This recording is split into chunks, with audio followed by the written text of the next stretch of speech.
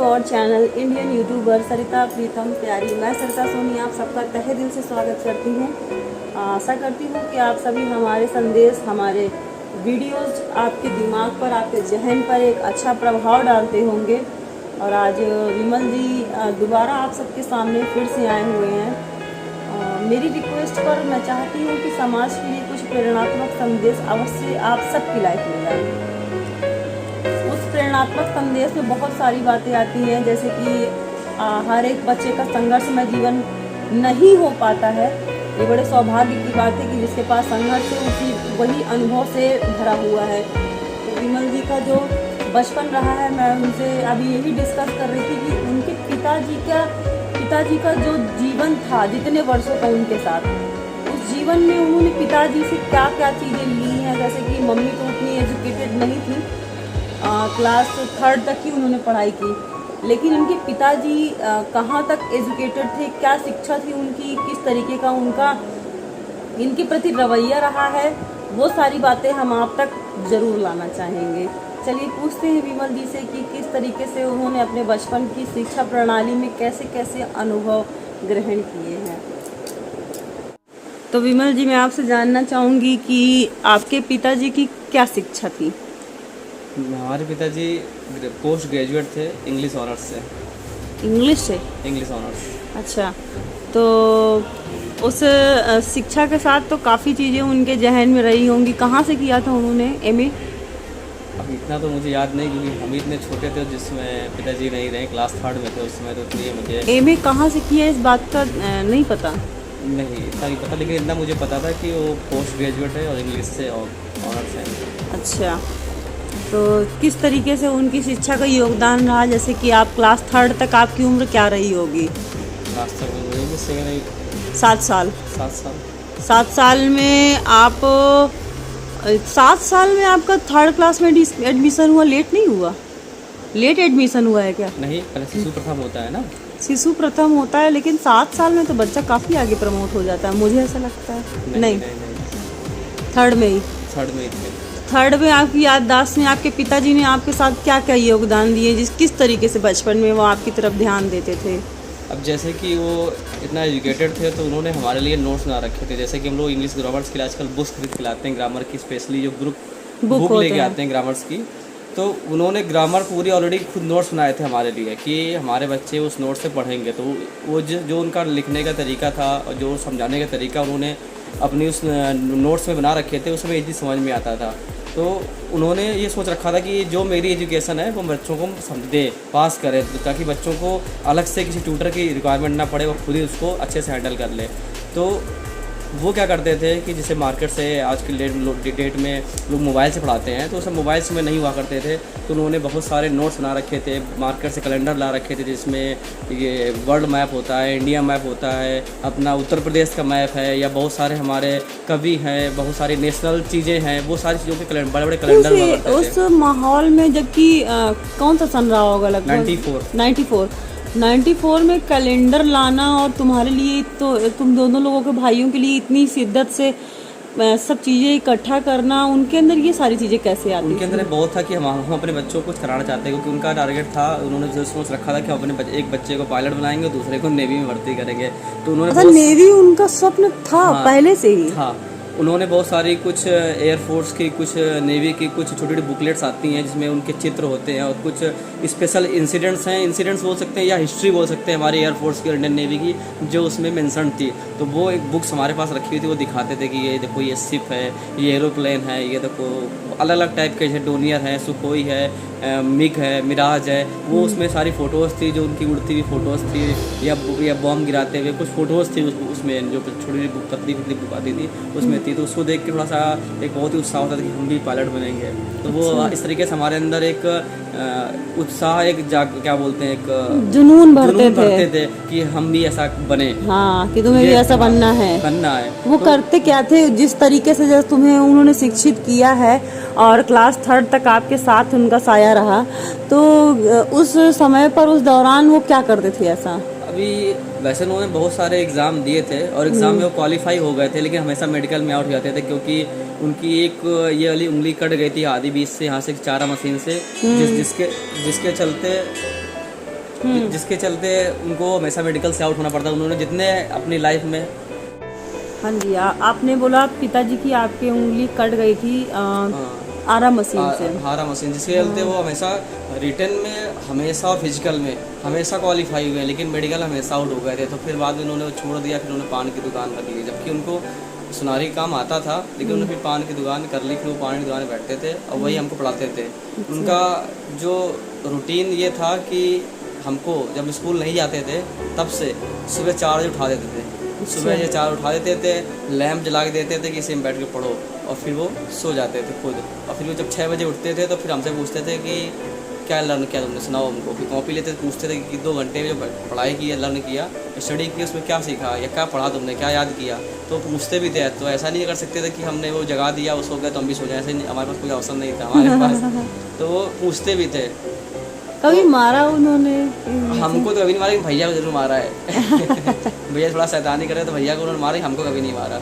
उसके बाद जब 6 बजे उठते थे फिर वो घर में, उसमें पहले वो लेटरिन वगैरह घर पे नहीं बनी हुई थी, तो हम लोग बाहर खुले में जाते थे खेत वगैरह पे, तो साथ में लेके जाते थे फ्रेश होने के लिए। फिर वहाँ से लेके आते थे साथ में, फिर खुद ही नहलाते थे, खुद ही पूरे शरीर पे मालिश करते थे तेल से, और उसके बाद तैयार करना ये काम खुद पिताजी करते थे। ये काम मम्मी को नहीं करते थे, मम्मी नहीं करते थे, ये काम खुद करते थे, बोलते काम हम करेंगे। तो मालिश भी खुद करते थे हमारी, और कपड़े पहनाना, तैयार करना, सब कुछ खुद करते थे। और तैयार करते करते सामने कैलेंडर लगे रहते थे, जिसमें वर्ल्ड मैप होता था, इंडिया मैप होता था, या फिर जितने भी कैलेंडर से पूछते आते थे तो ये क्या है। इधर वो मालिश करते थे, पूछते भी आते थे, तो हम बताते थे कि हाँ ये भाई ये, क्योंकि वहाँ एक वो जो आती है स्टिक होती जो जिससे हम पॉइंटर इसको बोलते हैं, तो पॉइंटर रखा था, पॉइंटर से बताते कि बताओ इसमें ये क्या है, तो हम बताते थे कि हाँ ये है, तो पूछते भी आते थे और वो मालिश ही करते जाते थे। उसके और ये रूटीन था डेली का। अब ये समझ लीजिए, जब आजकल के बच्चे जो यूकेजी में जाते हैं वो लिखना सीखते हैं स्कूल में, एलकेजी और यूकेजी में लिखना सीखते हैं कि ABCD का सीखते हैं। उस समय जब मैं शिशु में था, क्योंकि मैं सरस्वती शिशु मंदिर पढ़ा हुआ, तो वहाँ LKG यूकेजी नहीं होता, पर शिशु प्रथम होता है, 2-3 सीरीज होता है। तो शिशु में हमको 20 तक टेबल आती थी पूरी। अच्छा। हाँ, पूरी 20 तक टेबल आती थी उस समय, क्योंकि पिताजी ने इतनी पढ़ाई कराई थी हम लोगों की कि हमको सब कुछ आता था उस समय। तो 20 तक टेबल आती थी। और उसके बाद जब हम स्कूल में गए तो स्कूल में हमेशा सबसे आगे बैठते थे, और टीचर जो भी बोलते थे हम तुरंत कर लेते थे। और वो बोलते थे कि ये बहुत ही ब्रिलियंट लड़का है क्लास का। तो उन्होंने क्या किया था कि जब मेरे पिताजी ने बोला कि जब इसको इतना आता है तो उसको आप प्रमोट कर दीजिए नेक्स्ट क्लास में। तो उन्होंने बोला ऐसे प्रमोट नहीं करेंगे, पहले हम इसका एग्ज़ाम लेंगे, अगर वो एग्ज़ाम में क्वालिफाई करेगा तो प्रमोट कर देंगे।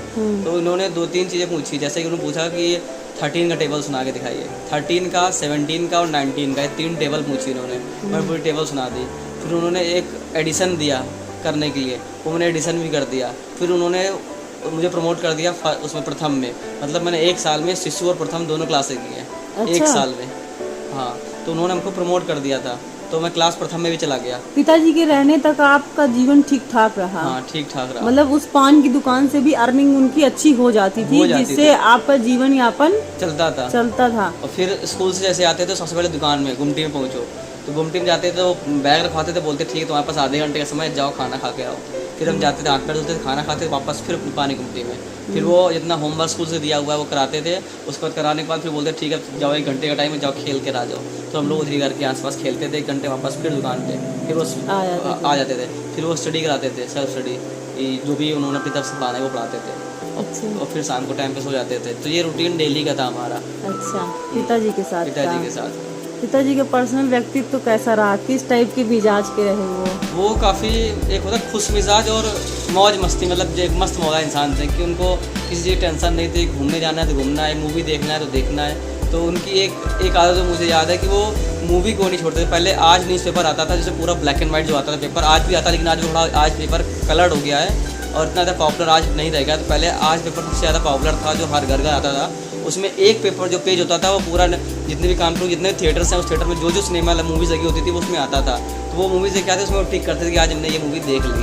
तो कोई भी मूवी उस पेपर की छोड़ती नहीं थी। इसके अलावा उनके मैंने सुने बहुत सारे शौक थे, जैसे कि बुलबुल हाँ, लड़ाते थे वो। हाँ, तो वो बुलबुल घर पालते थे। तो पूरे घर में हमारा एक कमरा था, उस एक कमरे में दीवार में जगह जगह छेद थे। उसमें वो जो बुलबुल का जो वो आता टी शेप में एक वो आता था स्टैंड, जिसमें बुलबुल बैठती थी। तो वो पूरे घर में लगे रहते थे। वो बुलबुल पालने का बहुत शौक था, बुलबुल पालते थे और ये बुलबुल लड़ाने भी जाते थे। अच्छा। हाँ, तो उनको शौक थे, तो बुलबुल लड़ाते भी थे वो। तो घर के रूम में बुलबुल कैसे रख लेते थे? खुला रहते थे वो? नहीं, पैर में वो धागा बंधा रहता था, तो कि एक लिमिटेड डिस्टेंस तक उड़ सकती, वापस भी आके बैठ सकती थी। हाँ, तो वो था।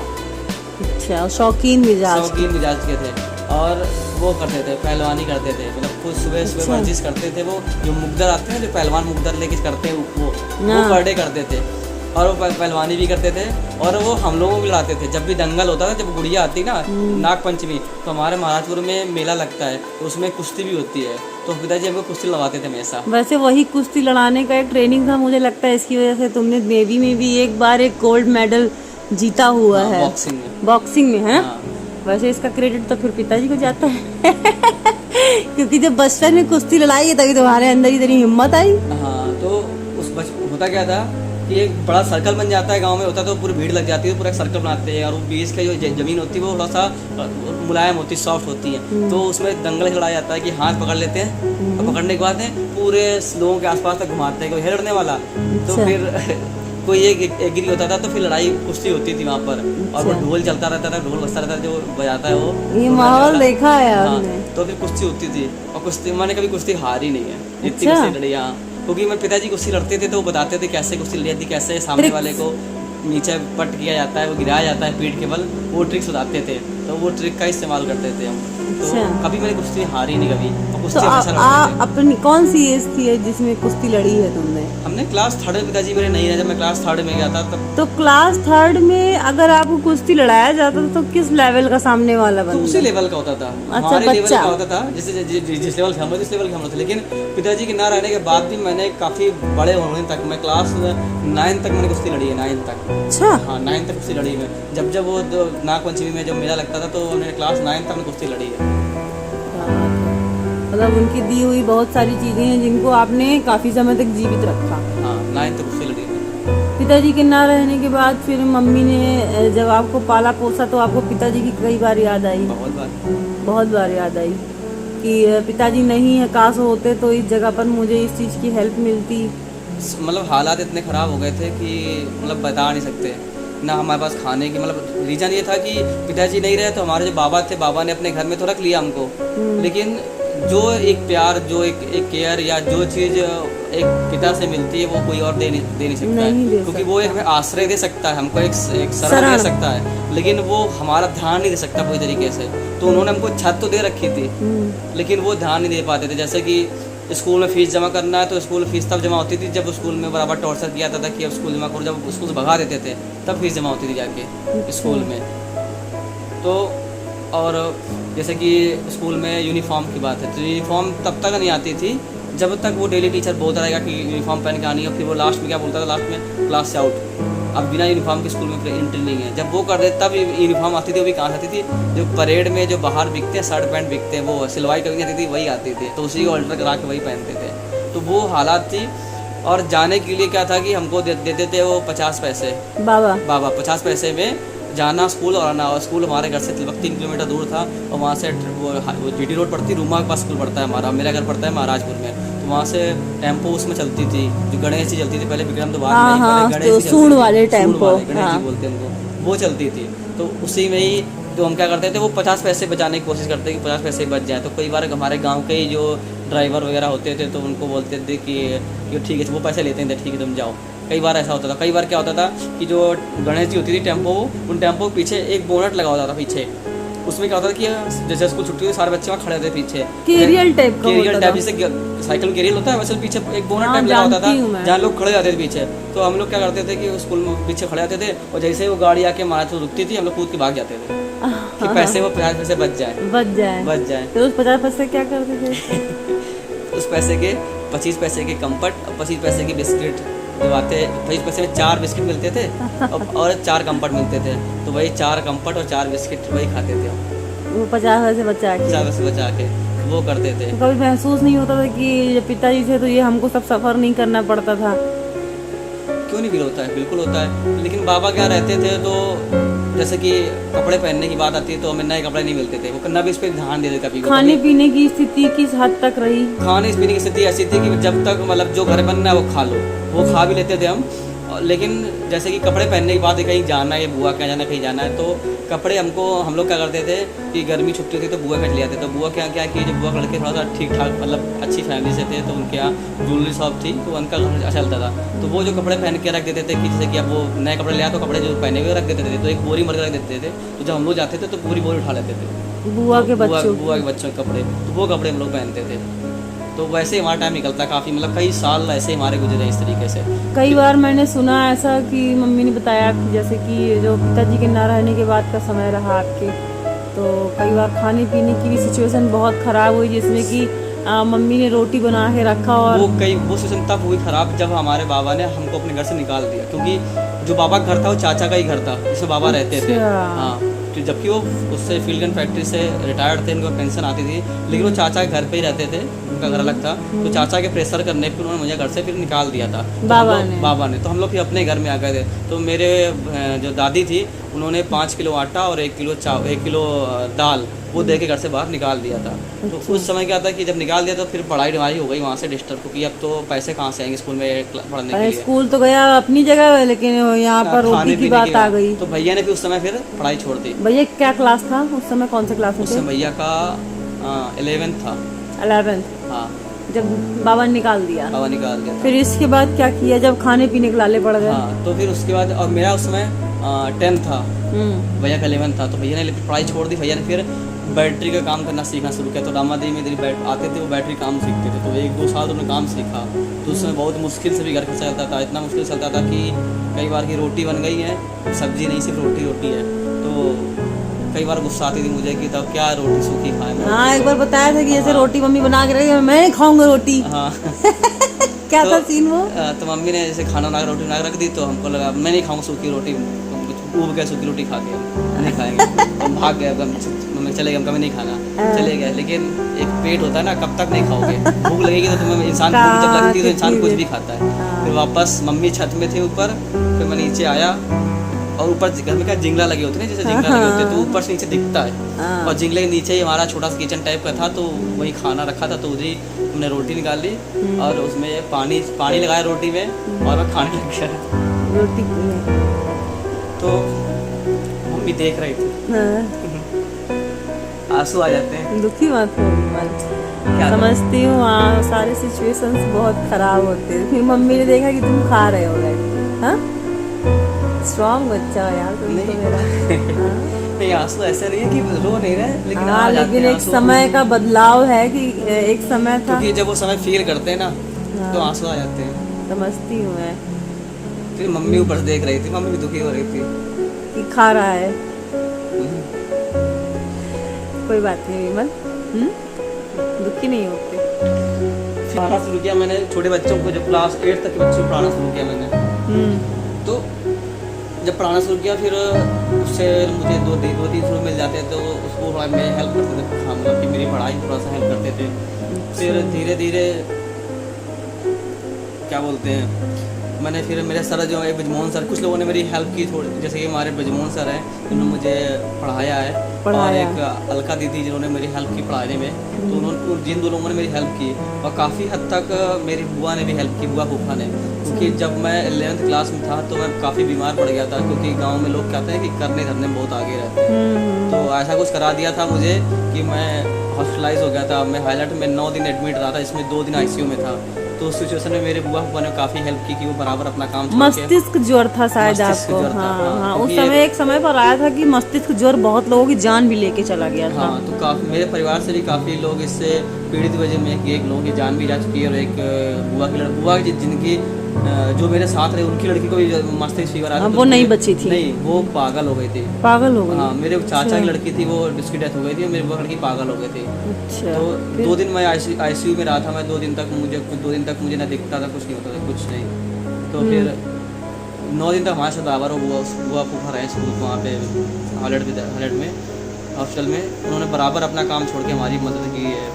तो आप उन, जैसे आपके बुआ फूफा हैं, उन्होंने उस समय पे मदद की, उनके लिए आज की डेट में क्या कहना चाहेंगे? आज ये कहता है कि उनको कभी कोई दिक्कत होगी तो हम हमेशा खड़े रहेंगे, क्योंकि उन्होंने हमारे लिए उस समय पे मेरी मतलब एक जान पे मेरी बनाई थी कि मैं उसमें वो सिचुएशन ऐसे चल रही थी कि मस्तिष्क ज्वर से जो भी पेशेंट आते थे वो सबके मैक्सिमम 90% केसेस में डेथ होती थी उनकी। अच्छा, मतलब उन्होंने हेल्प की और काफी बचाया बचाया, उन्होंने। हाँ, तो फिर वहाँ इसके बाद की पढ़ाई वगैरह फिर उसके कंटिन्यू? बाद की पढ़ाई कंटिन्यू हुई, लेकिन उसमें भी कई लोगों ने मेरा हेल्प की, जैसे कि मेरे ब्रजमोहन सर जी ने वो पढ़ाया, तो वो जो ट्यूशन पढ़ाते थे तो वो पैसे नहीं लेते थे मेरे हमसे ही। अच्छा। वो पढ़ाते थे, अलखा दीदी थी पाती थी हमको, तो वो पैसे नहीं लेती थी हमसे। अच्छा। हाँ, तो कई बार होता था कि जैसे सर्दी आती थी, सर्दियों में क्या कि हम तो पैंट शर्ट पहन के आते थे स्कूल, लेकिन स्वेटर नहीं होते थे, तो अलका दीदी पूछती थी सर्दी नहीं लगती क्या तुमको? अच्छा। हमने हमें सर्दी नहीं लगती, हम गाँव की हमें आदत है हमको। मतलब ये नहीं कहेंगे कि हमें सर्दी लग रही लेकिन स्वेटर नहीं है। हाँ, तो फिर वो जब हम समझ गए कि देखिए इनके पास स्वेटर नहीं, इसलिए ऐसा बोल रहा है, क्योंकि ठंड इंसान ठंड से ठिठुरता तो है ही है, लेकिन तो हमने बोलते थे कि यार ठंड नहीं लगती हमको, गाँव से कोई दिक्कत नहीं हमको, लेकिन वो फील कर सामने दिखता ही सामने ठंड से काँप रहा है। फिर उन्होंने हमारे और भैया के लिए फिर वो स्वेटर लाई थी, वो अलका दीदी तो उन्होंने स्वेटर ला के दिया था। तो हालात काफ़ी बुरे थे उस समय, और यहाँ तक कि मेरे भैया ने, हमारे परिवार के लोग ये चाहते थे कि हम आगे ना बढ़े, वो चाहते जैसे हमारे चाचा का टेंट हाउस था तो वो चाहते थे कि हमारे टेंट में काम करने लग जाए। अच्छा। ठीक है, तो ऐसे जो हमारे परिवार में चाचा लोग थे वो कभी चाहते नहीं थे कि हम आगे बढ़े या हम कुछ करें, वो चाहते थे कि हमारे यहाँ वो भाई नौकरी चाकरी करें, हमारे गुलामी करें। तो भैया ने बोला इस सिचुएशन पे वो जो रोड लाइट होती है ना, जो शादी बारात में रोड लाइट लेके चलते हैं, वो तक हमारे भैया ने उठाई है वहाँ पर, कि उसमें 20 रुपये मिलते थे। अच्छा। तो मुझे ही बोला जाने के लिए, लेकिन मैंने उठाने की कोशिश की, लेकिन वो भारी थी तो मैंने नहीं उठाई। हाँ, भारी की वजह से नहीं उठाई थी। तो भैया ने उठा के ले गए, तो भैया को 20 रुपये मिले थे, लेकिन मम्मी ने मना कर दिया कि तुम ये सब नहीं करोगे। मम्मी को ये था ना कि हम अपने बच्चों को अच्छा बनाएंगे तो क्यों करवाएंगे। लेकिन भैया जबरदस्ती कहते कि पैसे मिलेंगे, लेकिन भैया को मम्मी ने मना किया तुम ये काम नहीं करोगे, जो है उतने से सीमित रखो, जितना होता उतना ही करो। तो फिर ऐसे करके धीरे धीरे मतलब चलता रहा सिचुएशन। आपकी माँ का संघर्ष इस बीच में, जैसे कि परिवार के प्रति? मम्मी का संघर्ष तो मतलब कि मैं कुछ बयान नहीं कर सकता, वो तो बहुत ज़्यादा रहा कि पिताजी न रहने के बाद में एक पति न रहने पे एक महिला की क्या स्थिति, बहुत बुरी स्थिति। आज की डेट की तो महिलाएं शायद घुटने टेक देती हैं, और अगर पति नहीं है तो वो दूसरी शादी करने के लिए भी आ जाती हैं, या अपनी गलत काम भी शुरू कर हाँ हाँ अपनी चरित्र के साथ समझौते भी हो जाते हैं। कई बार मैंने देखा है न चाहते हुए मजबूरन महिलाओं के साथ गलत दुष्कर्म होते हैं, बहुत सारी चीजें हो जाती हैं। तो फिर मम्मी ने क्या किया कि जो सखी केंद्र होता है, सखी केंद्र, हाँ, वहाँ पर मतलब कि 400 रुपये मिलते थे महीने में, तो वहाँ पर काम करना शुरू कर दिया सखी केंद्र में, जो महिला मंच है, जो एक सामाजिक संस्था है, उस पर जानती हूँ, नीलम चतुर्वेदी जी हाँ, बहुत अच्छा काम करती हैं। तो वहाँ पर काम करना शुरू कर दिया, लेकिन वो भी हमारे परिवार वालों को अच्छा नहीं लगा, तो हमारे चाचा ने उसके लिए भी रोक लगा दी कि नहीं तुम बाहर घर के बाहर काम नहीं करोगी, हमारे घर की औरतें बाहर काम नहीं करेगी, तो मतलब प्रेशर डलवा के बाबा से वो भी काम बंद करवा दिया। अच्छा। तो वो भी मतलब कि उन्होंने सिर्फ 2 साल काम किया मम्मी ने, फिर वो भी बंद करना पड़ा। अच्छा। हाँ, वो भी काम बंद हो गया। फिर मतलब रोटी खाते नहीं देखना पसंद नहीं, इसलिए तो घर से बाहर भी निकलवा दिया, बाद में घर से बाहर भी या तो भूखे, जब हम भूखे तो हमें खाने को देते आप, हमारी पढ़ाई खर्चा उठाते आप। फिर उन्होंने निकाल ही दिया घर से बाहर। फिर ये किया, इसके लिए भैया ने सेक्रीफाइस किया कि भैया ने अपनी पढ़ाई तुरंत छोड़ दी। फिर उन्होंने काम करने से सोचा, उन्होंने काम करने के लिए बैटरी काम सीखना शुरू कर दिया, तो बैटरी काम सीखा, फिर वहीं पर काम करना शुरू कर दिया। फिर हम उस घर में किसी तरीके से उल्टा सीधा काम चलाते थे धीरे धीरे करके। भैया ने अपनी पढ़ाई छोड़ के फिर सब शुरू कर दिया अर्निंग के लिए। फिर उसके बाद जब मेरा 10th होगा, फिर मेरे सर जी ने बोला कि ऐसा करो तुम पॉलिटेक्निक का फॉर्म भर दो, अगर उसमें हो जाएगा तो उसमें मतलब कि गवर्नमेंट का वो मिल गया, अगर स्कूल मिल गया तो ज़्यादा पैसे नहीं पड़ेंगे, और तुम्हारा एक अच्छा डिप्लोमा मिल जाएगा, डिग्री मिल जाएगा, तो फिर जॉब अच्छी मिल जाएगी। तो उन्होंने फॉर्म भरवाया, और फॉर्म में मैंने क्वालिफाई भी कर लिया, और मुझे गवर्नमेंट स्कूल मिल भी गया। क्योंकि जो कानपुर में जो leather technology computer studio designing का जो वो था, उस पर मुझे स्कूल भी मिल गया था यहाँ पर गवर्नमेंट स्कूल, लेकिन उसके लिए 7,000 रुपये एडमिशन फीस चाहिए थी उसमें 7,000 रुपये करने के लिए। तो उसमें 7,000 रुपये के लिए हमने पूरे परिवार में सबके पास हाथ फैलाए 7,000 के लिए, लेकिन किसी ने 1 रुपया नहीं दिया।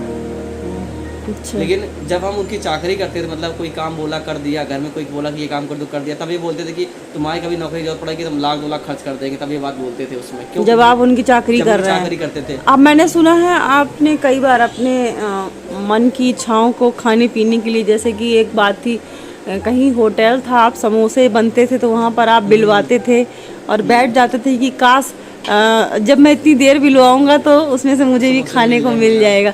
चाचा के होटल। आज के बच्चों के लिए आप क्या कहना चाहेंगे, जिनके घर में इतनी शोहरत होती, इतना पैसा होता है, अपने बच्चों को कोई भी संघर्ष नहीं सिखाना चाहते, वो सबसे पहले तो मैं अपने बच्चों के लिए बोलना चाहूँगा कि आजकल के बच्चों को उनके माता पिता वो हर चीज़ करने की कोशिश करते हैं कि उनको अच्छी से अच्छी पढ़ाई मिले, अच्छी से अच्छी सुविधा मिले, उनको ट्यूशन भी लगवाते हैं, उनकी सारी ज़रूरतें पूरी करते हैं, लेकिन बच्चे उसकी अहमियत नहीं समझते हैं। वो सोचते हैं कि ये तो मेरा राइट है, अब मैं पढ़ूँ चाहे ना पढ़ूँ, मुझे तो हर चीज़ मिल रही है। बच्चों के लिए स्पेशली बोला जाए कि संघर्ष एक ऐसी चीज़ है कि सबको उस दौर से गुजरना चाहिए, तभी वो उसकी अहमियत समझ सकता है। क्योंकि आजकल के बच्चों को उनके माता पिता खुद नहीं चाहते कि वो संघर्ष झेलें। वो सोचते हैं कि जो हमने झेला हमारे बच्चे ने झेले, लेकिन ये गलत है। जब तक आप उनको उसकी अहमियत समझाएंगे नहीं, उसकी वैल्यू नहीं समझाएंगे, तो उसको उसकी वैल्यू क्या पता चलेगी कि संघर्ष क्या होता है, कैसे पैसे कमाए जाते हैं, कैसे उसके एक रुपये जोड़ने के लिए माता पिता क्या करते हैं, उनको वैल्यू समझ नहीं आएगी। वो तो अपने सोचते हैं कि हमें सब कुछ मिल रहा है, हमको लाइट चली गई तो इन्वर्टर घर पे है, या इन्वर्टर नहीं है तो बैटरी का सिस्टम घर पे भी है, उसमें पढ़ाई कर लेंगे। घूमने फिरने की जिद करते हैं, घुमा फिरा देते हैं माता पिता, अच्छे स्कूल में पढ़ाते हैं कि अच्छा पढ़ा लिख जाए, लेकिन होता है क्या, उनको उसकी अहमियत नहीं पता चलती है कि वो एक रुपये जो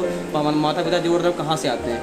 इसमें दोनों लोग दोषी हैं। मैं इनके लिए दोनों लोगों को दोषी समझता हूँ। बच्चे तो है ही दोषी, साथ माता पिता भी इसके लिए दोषी हैं। उनको अपने बच्चों को वो अहमियत दिखानी चाहिए कि आप किस तरीके से पैसे कमा रहे हैं। ये नहीं कि बस बच्चे की सारी ज़रूरतें पूरी कर दी, उनको अच्छा दे दिया, ये सोच के कि जो हमने संघर्ष वो किया है वो बच्चों को संघर्ष न करना पड़े। लेकिन आप दीजिए, गलत नहीं है, लेकिन उसका एहसास जरूर कराइए कि आप जो चीज़ मिल रही है वो बहुत लोगों को नहीं मिलती है। हम कैसे पैसे कमाते हैं बच्चों के लिए, किस तरीके से हम अपनी इच्छाएं मार के आपकी इच्छाएं पूरी करते हैं, वो उनको बिल्कुल एहसास कराना चाहिए। जब तक एहसास नहीं कराएंगे, आपका जो भी संघर्ष है, आपका जो भी त्याग है, या जो भी आप अपनी इच्छाएं मार के बच्चों के लिए करते हैं, वो सब व्यर्थ है, क्योंकि बच्चे इसकी अहमियत करता ही नहीं समझेंगे। तो क्या आप अपने बच्चों के लिए ऐसा सोचते हैं, जैसे आपने इतना संघर्ष देखा है, तो क्या आप आने वाले समय में अपनी बेटी के लिए चाहते हैं? बिल्कुल हम चाहते हैं।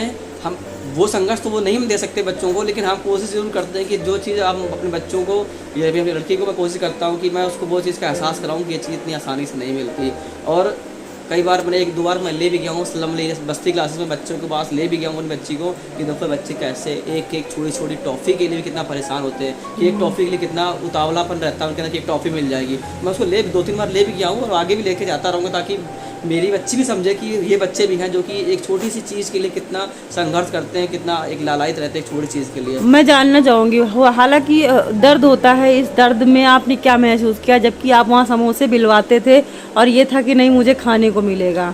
देखिए, एक जो हर बच्चे के अंदर होता है कि उसको अच्छी चीज़ या कुछ कभी कुछ अलग हटके कोई चीज़ मिल जाए। तो मेरे चाचा के यहाँ होटल था, बगल में ही घर था, उनके वहाँ होटल था उनका, तो हम उनके यहाँ समोसे बिलवाते थे ताकि समोसे बिलवाने पे थोड़ा हमको एक समोसा खाने को मिल जाए। और कई बार ताने भी सुनने को मिल जाते, मम्मी को ताने मारती थी चाची भाई कि खाने के लिए चला आता है, ये है वो है, खाने के लिए चलाता है। हाँ, तो ऐसे ताने भी सुनने को मिलते हैं। जबकि तुम और हमारे चाचा लोग भी कम नहीं थे, हमारे मम्मी से काम कराते, जैसे कि उनके कोई काम हो तो मम्मी बुला लो, मम्मी तो है ही नौकरानी की, वो तो बोलोगे तो काम कर क्योंकि उनका वक्त गिरा हुआ था। और हमेशा इंसान ऐसे व्यक्ति का फायदा उठाता है, इसका वक्त बुरा होता है, खराब होता है, या उस संघर्ष के दौर गुजर रहा होता है, उसका फायदा उठाता है। बिल्कुल बात सही है, इस बात से मैं बिल्कुल सहमत हूँ। जिसका वक्त गिरा होता है उसका हर वक्त हर इंसान फायदा उठाने का प्रयास करता है। नहीं करता, लेकिन उसका फायदा कोशिश करता है कि कैसा अपने फायदे में इस्तेमाल कर सकते हैं इंसान का, वो करता है। हालांकि मेरी मम्मी का संघर्ष मेरे से 1000 गुना ज़्यादा था। बिल्कुल मैं आपकी इस कहानी के लिए मैं चाहती हूँ कि हालांकि एक पार्ट में अगर ये स्टोरी डाली जाएगी तो संभव है नहीं है, क्योंकि 20 से 25 मिनट का वीडियो देखना कोई पसंद नहीं करता है। तो मैं अपने दर्शकों से, अपने सब्सक्राइबर से यही पूछना चाहूँगी कि जितने भी लोग इस स्टोरी को देख रहे हैं, सुन रहे हैं, क्या उनके अंदर इस चीज़ को जानने की उत्सुकता है कि उस बच्चे का मन छोटी चीज़ को खाने के लिए, अच्छी से अच्छी चीज़ या बड़ी से बड़ी चीज़ पहनने के लिए, या फिर किसी चीज़ को घूमने की, तो उसकी मनोवृत्ति है तो वो बच्चा ही। तो जब ऐसी स्थितियाँ आती हैं तो उसका कैसा दौर रहा होगा, कैसे उसने अपनी इच्छाओं को दफन किया होगा, कैसे उसने अपनी माँ को रोते बिलखते देखा होगा।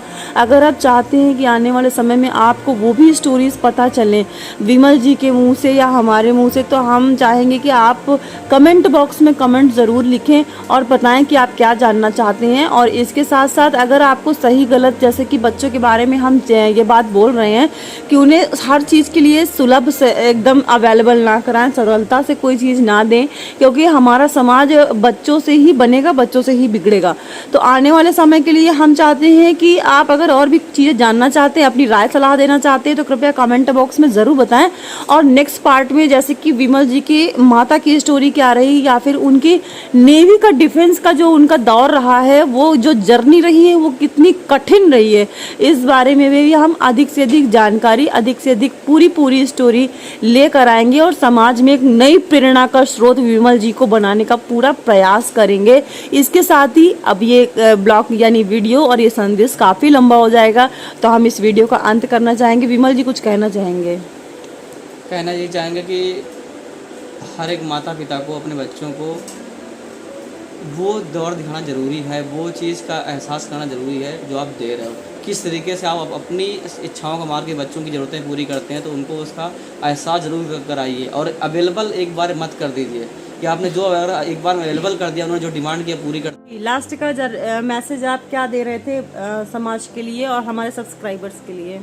अपने सब्सक्राइबर्स के लिए, जो लोग ये वीडियो देख रहे हैं, उनको ये मैसेज देना चाहता हूँ कि आप भी अपने बच्चों को जो भी चीज़ें दे रहे हैं उसको उसका एहसास ज़रूर कराइए। हर चीज़ इजीली अवेलेबल मत कराइए, क्योंकि बच्चों का काम ही डिमांड करना है, क्योंकि जो भी देखेंगे वो आपसे डिमांड करेंगे, उनका दोष नहीं है। लेकिन आप उनको वो चीज़ की अहमियत बताइए कि वो चीज़ जो आप ला के दे रहे हैं वो इतनी आसानी से नहीं मिल रही है, और हर चीज़ इजीली अवेलेबल मत कराइए। और इजीली अवेलेबल करा देंगे तो उनको उनकी अहमियत नहीं समझ में आएगी। थोड़ा संघर्ष उनको भी दीजिए, भले ही आप लाख संपन्न हैं फिर भी उनको थोड़ा संघर्ष दीजिए। जब तक संघर्ष नहीं देखेंगे तो उनको उसकी अहमियत नहीं पता चलेगी।